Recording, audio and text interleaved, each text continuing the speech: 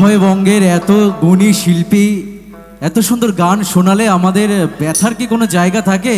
সবাই কি ব্যথা পাচ্ছি না আনন্দ পাচ্ছি? আনন্দ পাচ্ছি তো। তাহলে একটু আওয়াজ দিয়ে সবাই বুঝিয়ে দাও, যত আওয়াজ দেবে তত বেশি গান কিন্তু এখান থেকে বেরোবে।